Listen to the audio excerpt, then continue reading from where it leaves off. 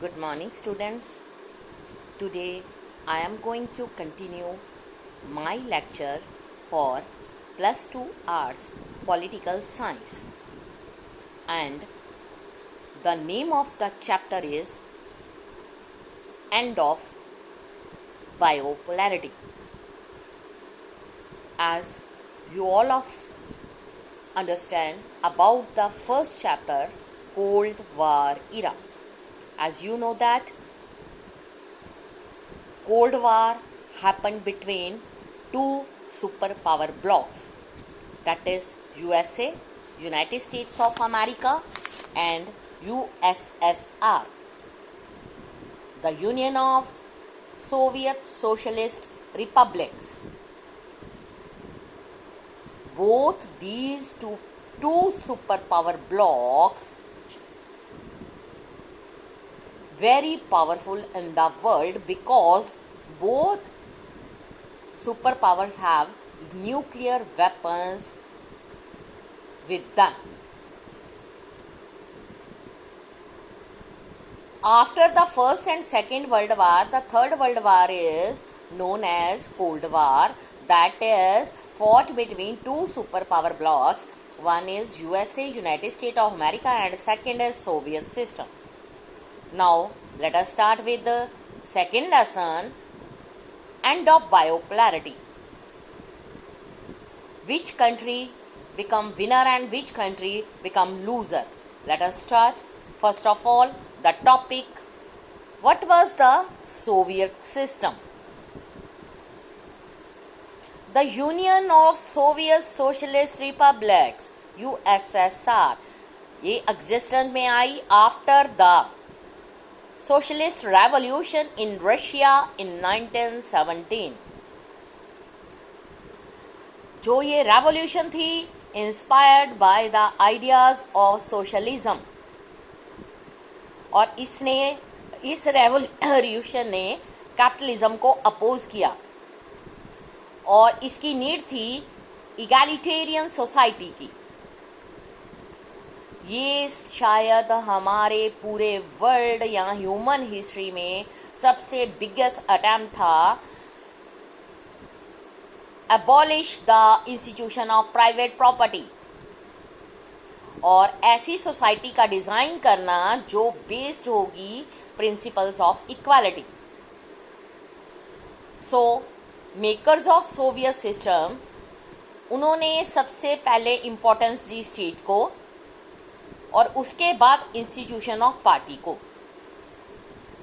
जो Soviet political system था centred around the communist party, the famous party that was established in Soviet union.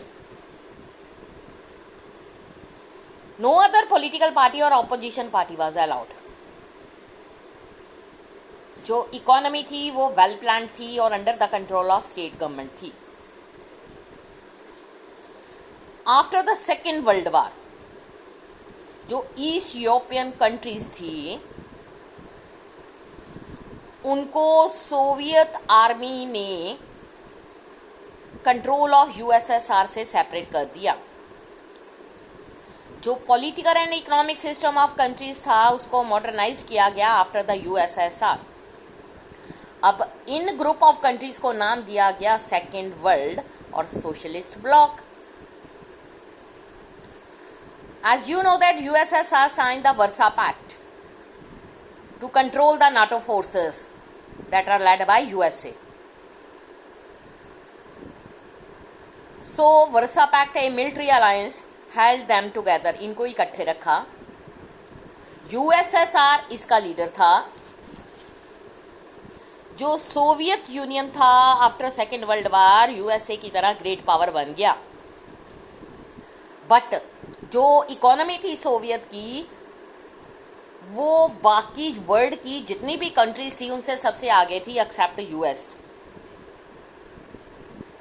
इसका बहुत ज़्यादा complex communication network था. इसके पास वास्ट एनर्जी रिसोर्सेज थे including oil, iron, steel, machinery production, transport sector, और इसने remotest areas को एफिशिएंसी के साथ कनेक्ट किया हुआ था. It had a domestic consumer industry जो एवरीथिंग प्रोड्यूस कर रही थी from pins to car, but जो इनकी क्वालिटी थी वो वेस्टर्न कैपिटलिस्ट कंट्री के साथ मैच नहीं कर रही थी, दैट मीन यूएस के साथ मैच नहीं कर रही थी। सोवियत स्टेट ने इंश्योर किया कि स्टैंडर्ड ऑफ लिविंग जो सिटीजन्स का minimum standard of living ensure कर दिया। गवर्नमेंट ने सब्सिडीज एंड बेसिक नेसेसिटी जिसमें था health education, child care, other welfare schemes को प्रोवाइड किया। अनएम्प्लॉयमेंट नहीं थी।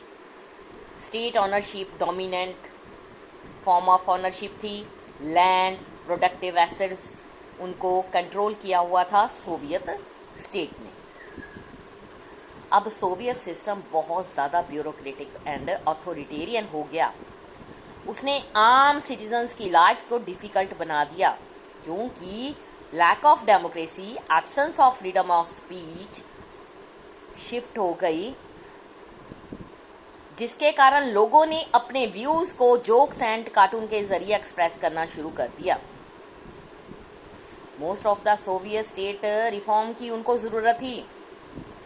सिर्फ एक ही पार्टी, वन पार्टी सिस्टम रिप्रेजेंट किया जा रहा था, communist party of Soviet union, और उसी का कंट्रोल प्रॉपर पूरे इंस्टीट्यूशन पर था और वो लोगों के सामने अकाउंटेबल नहीं थी।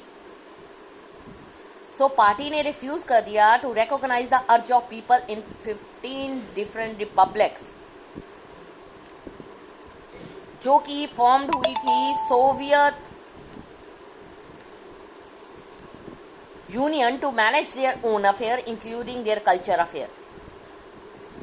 अगर हम बात करें on paper, Russia was only one of the 15 republics that together constituted the USSR. In really अगर हम बात करें, रशिया ने हर चीज़ को डोमिनेट कर दिया। पीपल जो थे उन्होंने अपने आप को इस अदर रीजन्स में उन्होंने अपने आप को निगलेक्ट फील किया, और क्योंकि उनको लग रहा था कि उनको दबाया जा रहा है। अगर हम आर्म रेस की बात करें, सोवियत यूनियन ने अपने आप को मैनेज किया ताकि वो यूएस के साथ मैच कर सके, बट उसके लिए उसको बहुत सारी कॉस्ट को देना पड़ा। Soviet union technology, western technology से अभी बहुत पीछे था, इसका इंफ्रास्ट्रक्चर भी इतना गुड नहीं था। Example transport power. अगर मोस्ट इम्पॉर्टेंटली अगर बात करें, फुलफिलिंग द पॉलिटिकल और इकोनॉमिक एस्पायरेशन ऑफ सिटीजन्स, वो अभी पीछे उनका लैग था।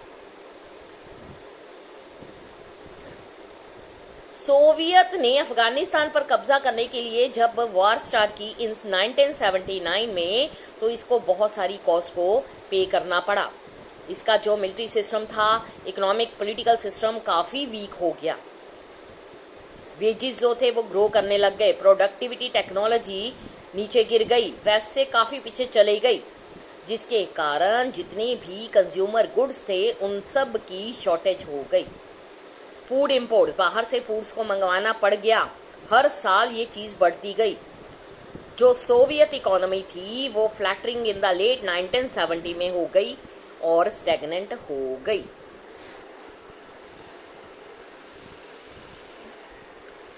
नेक्स्ट है Gorbachev and disintegration. Mikhail Gorbachev communist party of Soviet union का वो जनरल सेक्रेटरी बन गया इन 1985।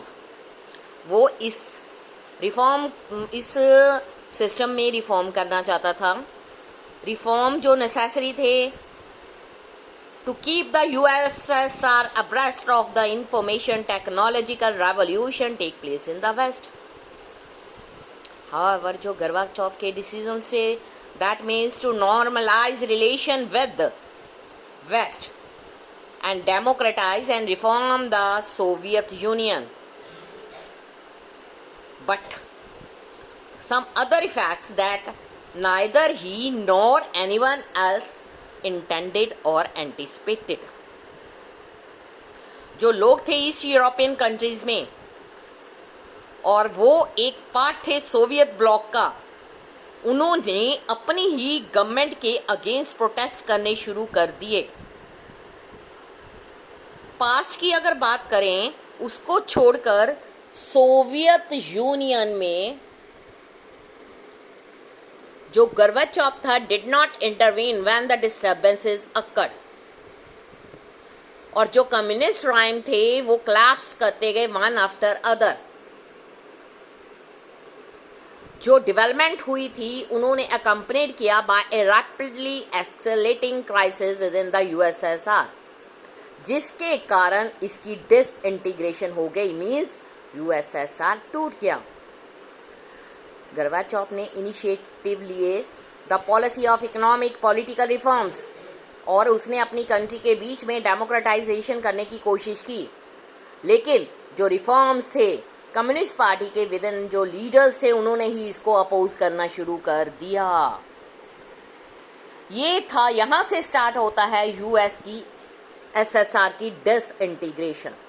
बहुत सारे लीडर्स आए, एक ही कम्युनिस्ट पार्टी थी यूएसएसआर में, बहुत सारे लीडर्स ने इसका सुधार करने की कोशिश भी की, रिफॉर्म्स लाने की कोशिश की, but all attempts were failed because one communist party, the leader within the party opposes their own leaders. That's why the Soviet system become disintegrate, Soviet Union become disintegrate. यहाँ तक है, नेक्स्ट हम कल start करेंगे USSR की disintegration के origin. Thank you students.